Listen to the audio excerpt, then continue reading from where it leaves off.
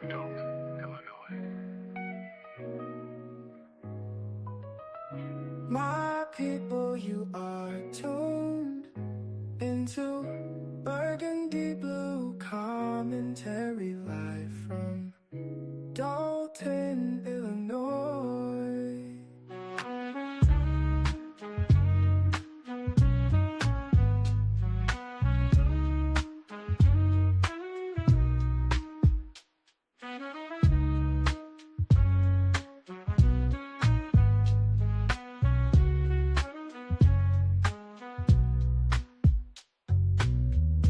My people, you are tuned into Burgundy Blue Commentary live from Dolton, Illinois.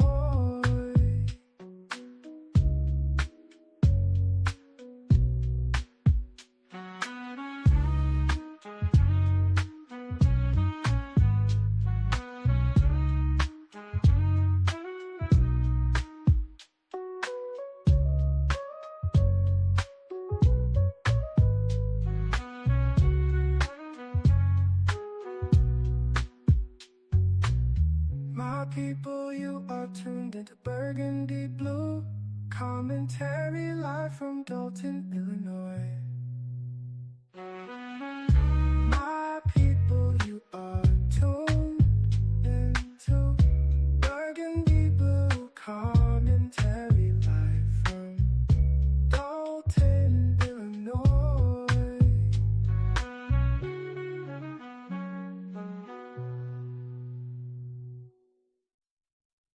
Hi, people. You are tuned into Burgundy Blue Commentary, live from Dolton, Illinois. My people,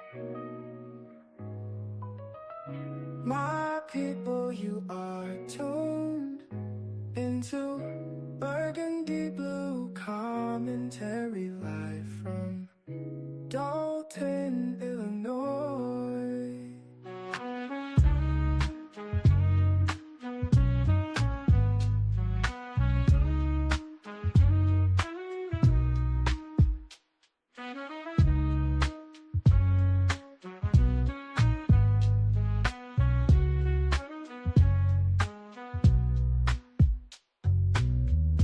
My people, you are tuned into Burgundy Blue Commentary live from Dolton, Illinois.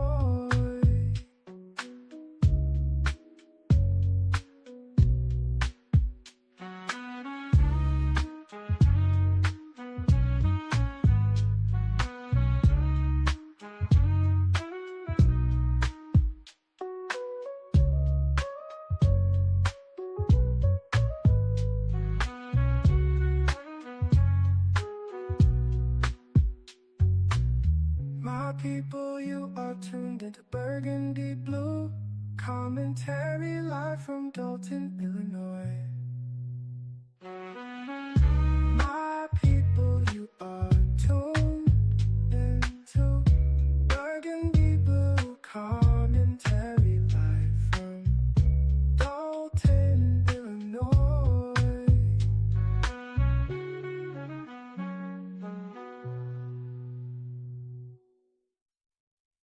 Hi, people. You are tuned into Burgundy Blue Commentary, live from Hey, you guys. Hope all is well with you and yours. Welcome to Burgundy Blue Commentary. Okay, hold on one second. I thought I was ready. I hope everything's set up where you can hear me okay. It's time for your bedtime story. I guess it would be better to do it at night. And then you guys could catch the replay in the morning if you wanted to. But hit the like button. Let me know if you prefer a morning reading or evening. And today I had a lot going on. So I figured, why not start here? Now, we're talking about, okay, hold on, guys. One more thing. Okay, so we're going to talk about today the Dolton Tattler.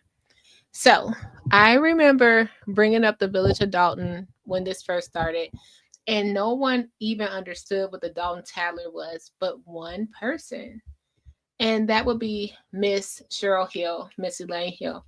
She actually understood what I was talking about, and at one of the board meetings in 2021, she brought the Dolton Tattler to the podium. And it's so important because it's so much history in here, where how Dolton was created, what movies came to Dolton, the film, what businesses flourished, what's the name of our streets and why. It's just so good. Now, this was created by Marlene Cook. She's the author of this book, and she does contribute and write for the Lansing Journal. So we thank you so much, Miss Marlene Cook. So we'll just break this down in chapters. I already started without you guys, and I appreciate the Blueberry that bought me this book, like to think of me like this. This is this is amazing because I remember my mom having one on the trolley years ago. I think she got it from Village Hall, but we since lost it, or it's somewhere, or maybe she donated it, but I have it in my possession again. Okay, so this is the Dolton Tattler, Fact, Fiction, and Folklore. So it's from 1892 to 1992 by Marlene Cook, okay? And this was published in 1992. In 1992, what was I doing? I was in the 7th grade. So let's read it together. Just relax, put on the background noise, and let's go. So we start on page 4 here, and let's see. Let's go to the page so you can see it. And we have the Dolton emblems and the Dolton flag here. It's really cool. And then we have how the Dolton flag, which we see today, even at the board meeting, was created. Okay, isn't this nice? So it says the Dolton flag. Dolton's official flag was adopted February 20th, 1967, when then prominent businessman Sid Steele of the Dolton Department Store, can you imagine? Offered a $25 savings bond to the artist who could produce a suitable design. Of the 47 designs submitted, number 78 by Carol Cameron was chosen by a unanimous vote. Cameron said her design was a simple adaptation of the village seal: an eagle, a shield, and the rising sun over water, silhouetted on the field of blue and white to present a proud and peaceful image. Robert Shackleton of the Advertiser newspaper wrote, "This newspaper feels these two people," still in Cameron, okay, along with members of the village board, really believe it's the unity in community that gets the job done. Now that's a quote directly. It's the unity in community that gets the job done. So Steele died in 1987. That's him on the right. His wife, Gwen, continues to operate their drapery business in Almar Plaza, which we know is not there any longer. The plaza's there, but it's defunct, you guys. Cameron continues her artistry in her studio in South Holland. Okay, and this book, again, was written in 1992. Okay, let's go to the preface. It says, this book is intended to offer a bit of nostalgia for the older generation and a bit of education for the younger generations. It will show how different things were a century ago, and yet how much they've remained the same.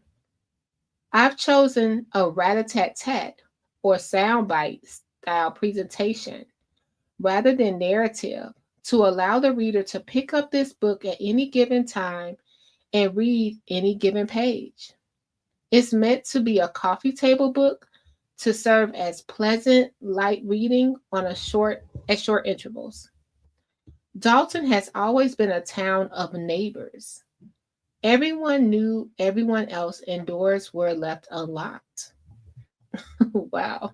Y'all, now remember, this was in 1992. It's 2025. We get like 3 steel doors, double locks, okay? Today. Women coffee clutched and neighbors talked over the backyard fence. If one mother saw another's child doing something wrong, there was no hesitation to correct him or her. Children were raised together in a neighborhood that was like an extended family. Today, people have the same needs, but are just too busy to indulge in the wonderful neighbor to neighbor conversations. Most mothers work, many self supporting a family. They drive off in the morning, use the automatic garage door opener at night, and enter the house to fix dinner, help kids with homework, and do household chores. No time for idle gossip. Dolton commemorates its centennial this year, 1892 through 1992.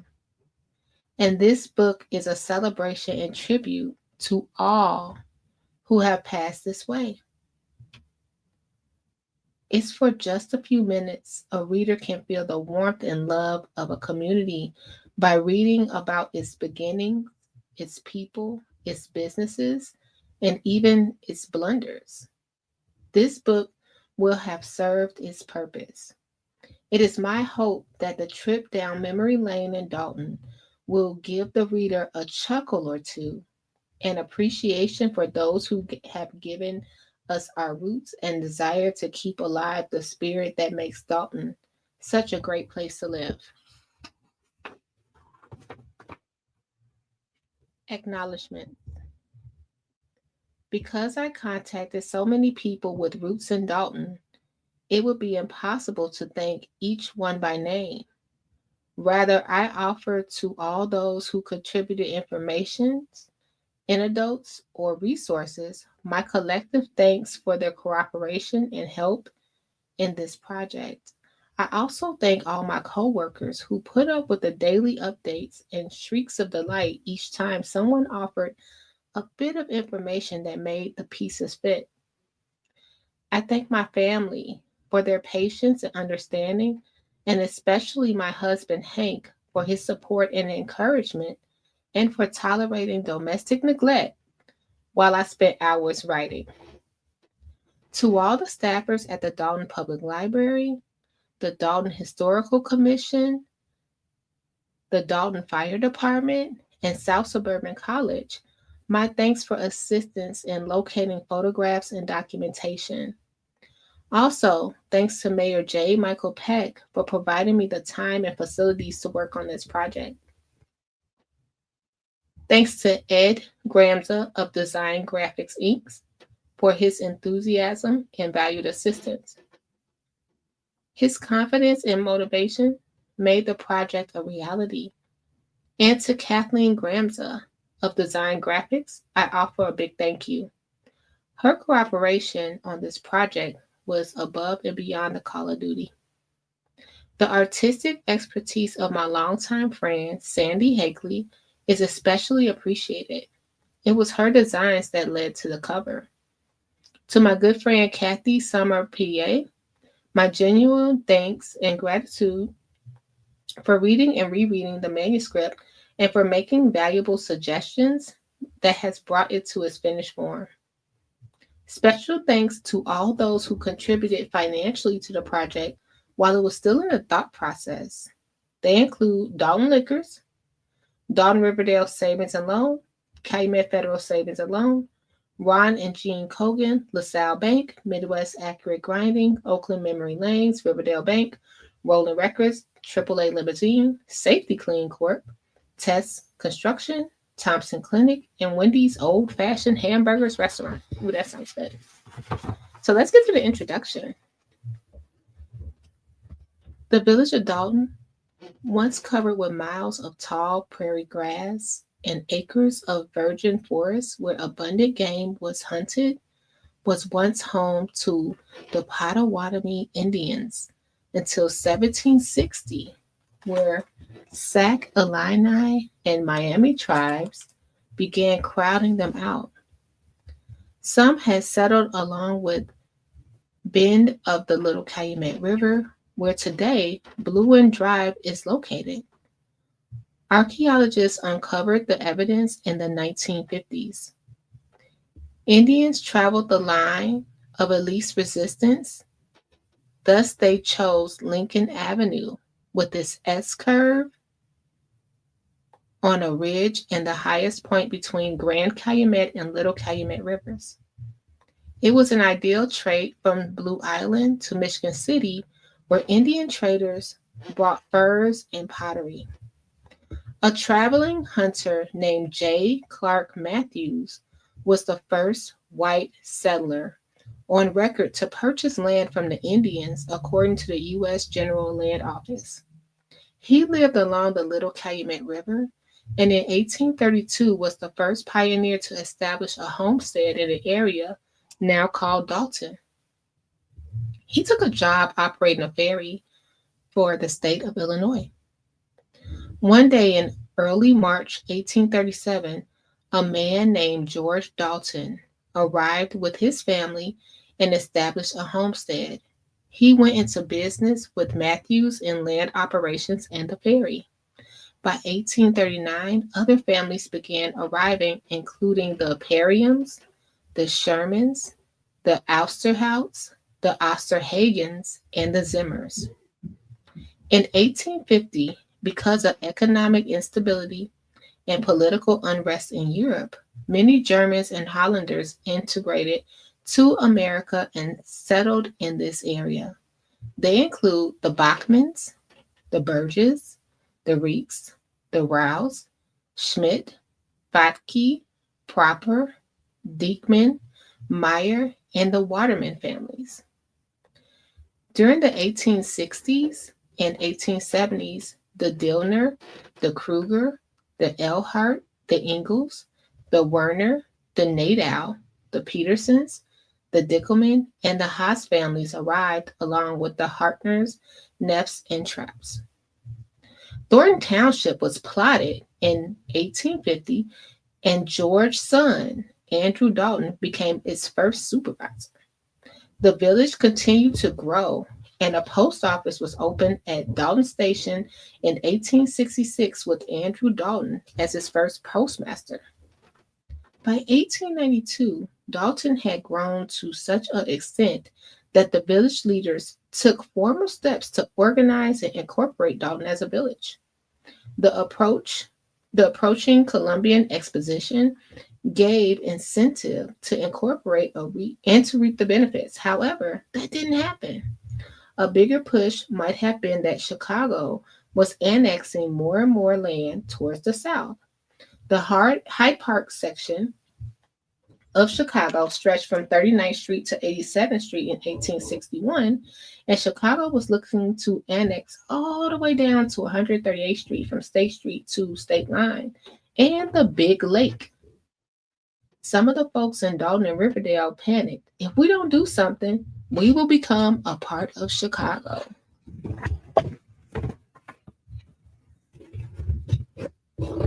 George M. Pullman, who built his empire at the 111th Street from Cottage Grove to the lake, opposed the annexation, and the Chicago newspapers favored it. You guys remember the Pullman Porters, right? The issue was forced to a bitter vote. When the polls closed on June 29th of 1889, 76% of Pullman residents voted no, but overall 62% of Hyde Park Township's voters supported it. Thus, parts of Dolton and Riverdale, along with South Chicago, Pullman, Kensington, Roseland, Hegwich, and other communities became part of Chicago. Dolton and Riverdale leaders met December 28, 1982, to sign the papers for incorporation, and the village of Dolton was born.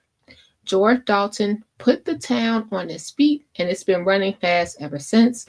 Dolton continues to grow and change. Old business is consistently replaced by new, and faces change, but life goes on, and the goals of yesterday are the first steps of tomorrow. Okay, now we're going to the first chapter, you guys. So it starts with the Dolton family. So let me pull up the first thing we have here. Okay. There is no doubt that George Dolton was one of the first white settlers in this area that carries his name. Some records indicate the town is named for his three sons, Andrew, Charles, and Henry, and not for George. There are conflicting accounts of his family and their descendants, including one record that spells the name Dolton, Doulton. The name George is found in almost every family of his descendants. From sketchy bits of information, this account attempts to present a basic knowledge of the Dolton family who influenced our heritage. George Dolton's father, 1797 through 1861, the first George Edwin, died aboard a ship traveling from Cluckham, Germany, to the United States. His wife was pregnant with George, who was born on June 11th, 1797, in Baltimore, Maryland. Wait a minute, I'm confused. George Dolton, June 11th, 1797, in Baltimore, Maryland.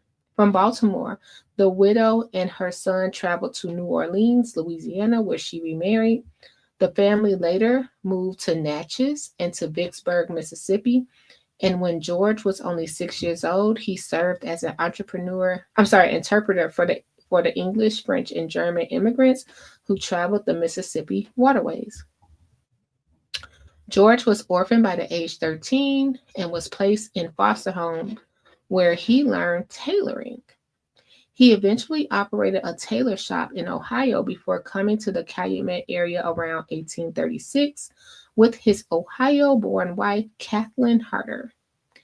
Before arriving in the Dolton area with his wife and children and Uncle Benjamin, they had gone to Galena and Chicago, but George decided Chicago was too muddy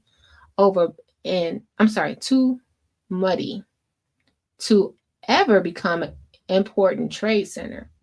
As a land speculator, the possibility of gaining more government land here may have influenced his move. His first home was located at 134th and Indiana Avenue. He operated a ferry across the Little Calumet River and built a tavern and a hotel to accommodate travelers. That's interesting, guys. I think we talked about that before, how he was able to get a tavern up in here. I'm like, when was Prohibition? Although only 3 sons, Andrew, Charles, and Henry, are found in most written accounts of the Doltons, George Dolton actually had 12 children. His first child was Andrew Harder Dolton, born in 1823.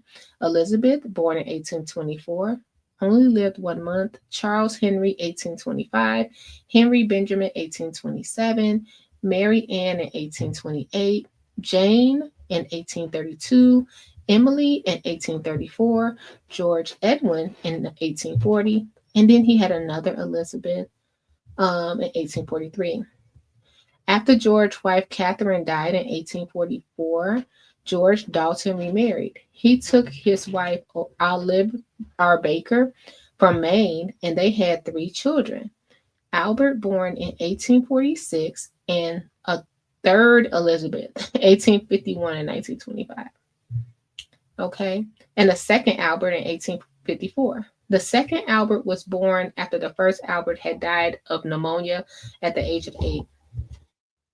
So, Andrew married his cousin Julia Harder and built a home on Michigan City Road. The Dolton Public Library is located on this site.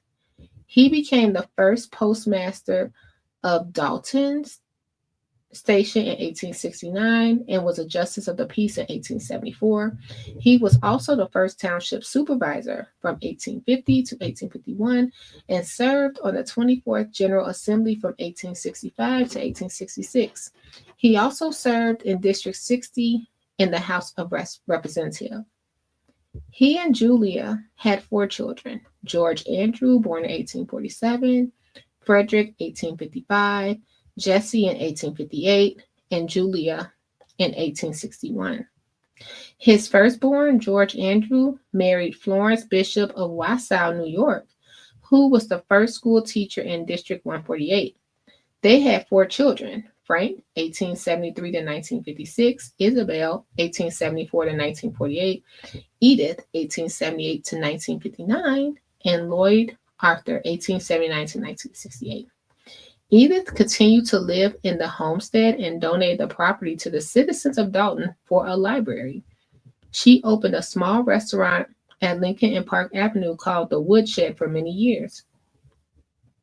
So right here in this picture we have, guys, is Lawrence Dolton and his friend Barb Benninghoff, who cycled from Portland, Maine to Portland, Oregon in 1886 and stopped to visit the birthplace of his ancestors. Larry's parents, Theodore and Catherine Dolton, met them here for the rendezvous. So they're in front of Village Hall right there. So Henry, who was born on November 25th, 1827, went to California during the 1849 gold rush, driving overland via Fort Kearny. He came back via the Horn with about $7,000. And then he went to Ohio to visit relatives and married his cousin. There was a lot of people marrying their cousins back then. Okay. So his cousin Jane Cunningham there. He and his bride returned to Dolton to build a home diagonally across from his brother's house on Michigan City Road. Henry served as a director for School District 148 in 1874.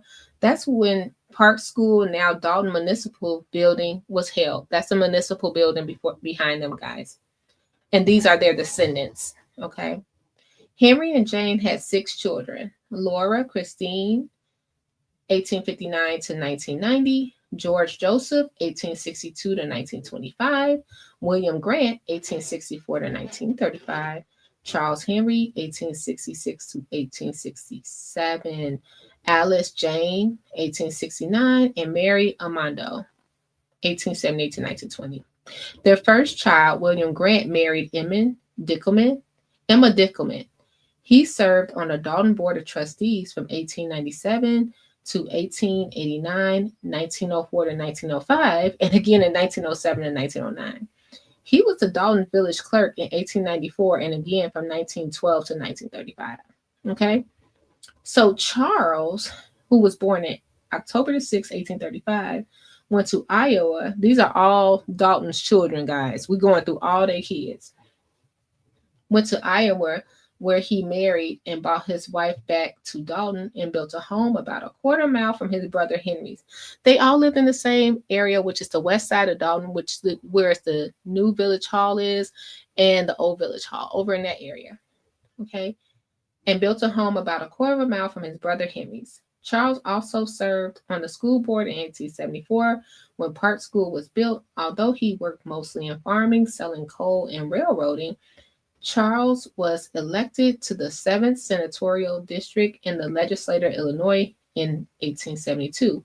He served one term and was nominated unanimously for re-election in 1874, but was defeated with his party in Cook County in that year when no Republicans were elected. He and his wife, S. Ellen Stonick, had 9 children. Charles Thomas, born in 1856, Minnie E. Lewis, 1858, Emma L., 1860, Catherine, 1863, William, 1865, Nellie, in 1868, Harry, 1872, Pamela Thompson, 1874, Harold Elmer, 1878, and George Herbert, 1879. So George Herbert died at 3 months and Harry died at birth. Unfortunately, Pamela married Dr. Paul Thompson, who was a prominent local physician. Y'all, they had a lot of cousins, right? Okay, so George Edwin was born July the 27th, 1840. He was a surveyor and an inventor. He took Wilhelmina, I do not know how to say his like Nietzsche, a cousin to the German philosopher Friedrich Nietzsche, Frederick the Great, and his wife. For a time, they lived in Monier, Illinois. When the Civil War broke out and George Edwin enlisted in Battery M of the 1st Illinois Regiment, after the war, he moved to St. Louis in 1872, leaving his wife and children in Dolton for a few years, and they had 8 children. George Edwin Sr. was in active duty at the Battle of Chickamauga in Georgia and was buried in Jefferson Barracks in St. Louis, where he died in 1906. He was instrumental in establishing the historical monuments of the Chickamauga Military Park and also assisted at the Gettysburg, Pennsylvania, in researching and placing monuments on that battlefield. He also helped plan and build Shaw's Botanical Gardens in St. Louis. Okay. So his first son, Oliver Lincoln, married Luzette Ellen Wayne in 1889. They had 6 children. His fifth child, William, born in 1899, had 2 children. And Robert married Barbara Nichols, and they had 3 children. Okay.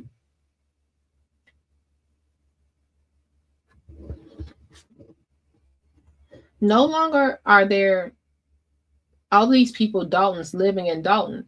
However, many are buried in our cemeteries. Their spirit continues. Okay, now.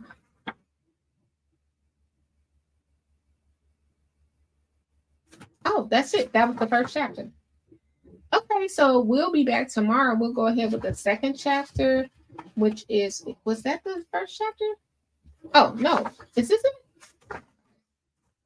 This book is so awesome. I thank my blueberry. It says, okay, so we'll just do this first page because this photo is something else. Look at this, y'all.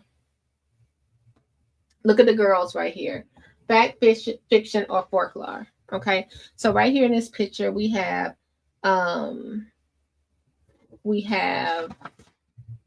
Alice Alterman, Emily Waterman, which we have a Waterman Drive here in Dolton. Lucilla Engel, we have Engel Drive in Dolton. Nettie Diekman, we have Diekman, I think it's Avenue or Diekman Street.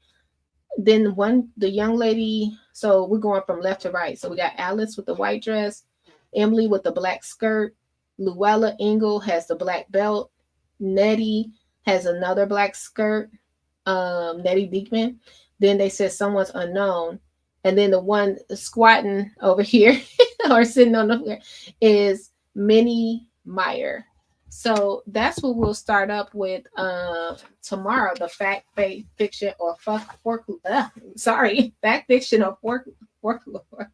Sorry, Marlene, got tongue tied there. And they're going to talk about friendship and families, and also it's other chapters in here. Let me just read it to you guys. We'll do one chapter a day. It's not that many. But yeah, we started with chapter 1. That was the Dalton family. Tomorrow will be this one, fact, fiction, or folklore, and we'll be talking about the families of Dalton. And we got Mama Hill here. Oh my gosh, Mama Hill, who is starting to take over the second part of the Dalton Tattler, because it's a story to be told from 1992 to 2025, and it's probably a doozy, right? So we have the Dalton family, fact, fiction, or folklore. That will be tomorrow. Trains, and other transportation, reading, writing, and arithmetic, faith and fellowship. Remember, we talked about this with Gardis Watts. Dalton had several churches, and we had a Catholic school. Well, no, we had more than one Catholic school. I think we had 3, and we had 3 Catholic churches. They're all gone. Parks and pastimes, firefighter flashes, public work, interest and property, the good, the bad, and the law. Now, I can't wait to get to this one. Mayhem, mischief, and murder. Ooh. War warriors and walkouts, monuments, memorials, and museums, retail details, taste of the past, who's who and who was, stats, facts, and other trivia, and at the end, the bibliography. I just want to peek in and mayhem, murder, and mischief. This is interesting. Ooh. And I just flipped through. So Mama Hill said, thank you. It's a good check. Thank you, co-resident. I appreciate it, Mama Hill. Hello, Tracy. So yeah, let me know if you like this. Let me know if you guys would rather I come on camera and read. You know I won't, but I won't. Oh, I'm sorry, guys. I normally don't, but if you want to request something like that, let me know if you're interested. Would it help you with the story time a little better? They have in this book, again, this is from Miss Marlene Cook. They have in this book where you have a scrapbook in the back. where you could put your pictures about Dolton. They have a bibliography where we have Dolton references, trivia. Did you guys know that it was a movie called, we just went over Gene Hackman, the great actor Gene Hackman that we recently lost. But do you know they filmed The Package, a movie with Gene Hackman here in Dolton? I did not know that, and that house is still there. And we always pass by it like, who lives in that house? It's a huge house. We're like, who lives there? But they filmed this in Dolton. I think now it's made into an apartment building. But yeah, they filmed this movie here in Dolton, The Package, a 1989 film. And Marlene got to go to lunch with Gene Hackman. This is insane. I thought that was so cool. So they had the lunch at the Dorchester Senior Center, and she got to talk with Gene Hackman. Hey, Gardis, you sure did. Gardis Watts. Let me see if I can find that. Gardis Watts. It's so good. It's so good that the camera always finds Gardis for some reason. The camera loves you, Gardis. Let's see if it's this one. This is Gardis. We're so blessed to know Gardis, right? This is Gardis talking with Miss Marlene Cook in current day. This is so awesome. We get to learn about the railroads. We get to learn about Mama Hill. Let me know if you're interested in doing a tour of the streets. I would love to do a tour of the streets with, you know, where the sign name and the family name came from. What else was happening? Oh, they got when Jimmy Carter came, President Carter came. The Hartman's Bakery, they closed down by the time I think it was still here because I remember getting stuff from the Hartman's Bakery. The municipal building and the meeting. It's so sad the municipal building is just sitting there rotting. Like it wasn't a school before, like it wasn't a town hall before. It's just sitting there rotting. Like it's one thing to do a new village hall, but we need to take care of some of our historical items that we have. Yeah, so this is really cool. This is Gardis talking to Marlene. Gardis, what was the conversation like? You don't have to tell us the inside, but like, did you guys even mention the Dolton Tattler? Let me know. That would be pretty cool. The mayhem part is pretty good. Mama Hill, if you want to read the mayhem part with us when we get to that part, let me know. Yeah, she seems really nice. In the continuation, what will the doo-doo reclamation plan chapter be titled? Tracy, you know you got a mouth on you. You are so funny. The crap spot. Well, now we got a corned beef spot. I just hope they don't put it next to the doo-doo factory, right? Because they're going to have a corned beef. What they going to have? A corned beef place.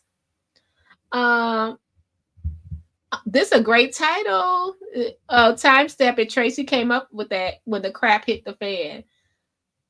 Oh my goodness. So yeah, thank you, Mama Hill. So yeah, this is pretty cool that we have this. And thank you to my Blueberry that sent me this book. This is this book is really good. And shout out to Marlene Cook that put all this history in here.